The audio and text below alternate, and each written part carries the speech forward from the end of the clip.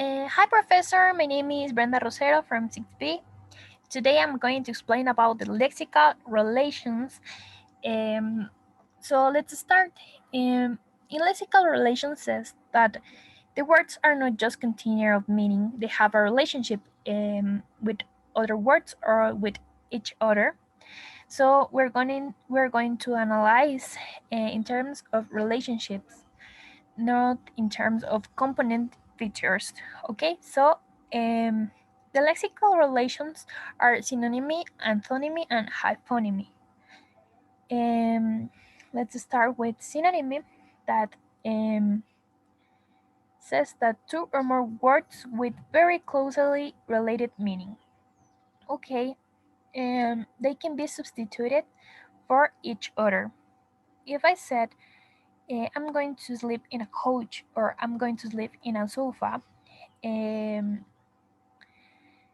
have a related meaning, these words, and it's not necessarily total sameness, but they are similar.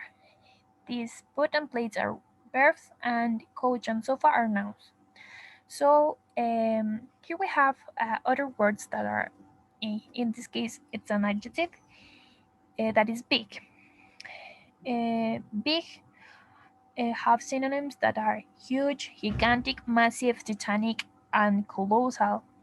And it's not necessarily the same, but have a closely meaning with um, with these other words. So, on the other hand, we have the antonymy, that it's when two forms with opposite meanings.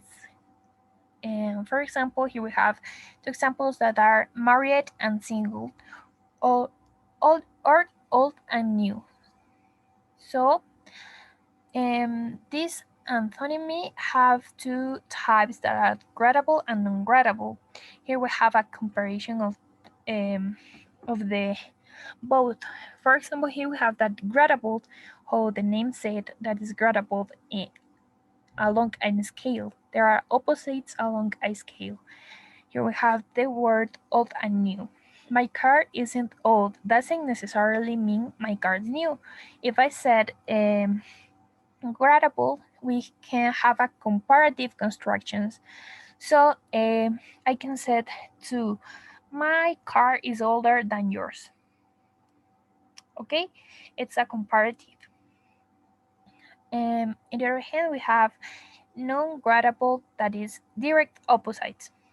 Comparative constructions are not normally used, and it's also called complementary pairs. Here we have some examples like married or single. I am not going to say I am more married than you. So it's not a comparative constructions.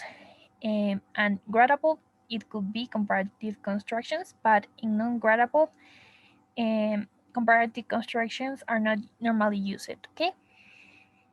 Here we have an antonymy, that is big and small. Sorry, and in this case, this comparison, it's these words and are gradable. Okay. And finally, we have hyponymy. This is when the meaning of one word is included in the meaning of another. Okay. Here we have animal, dog, flower, rose. Okay. So, um, so when I think about a rose, I um, I used to think that is a flower. Okay, so it's meaning of words in some type of hierarchical relationship. If I think about a begonia or and a rose, I later think, what is a rose or what is a begonia? Um, uh, they are flowers. And what is a flower? What is a flower? It's a plant, and this is a hierarchical relationship. Okay, so it's when I think something like dog. What is the first thing that you think about dog? I could say that I think that it's an animal. So it's about that.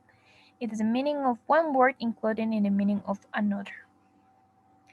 So that's all, and I hope that you are well and have a nice day, Professor. Bye.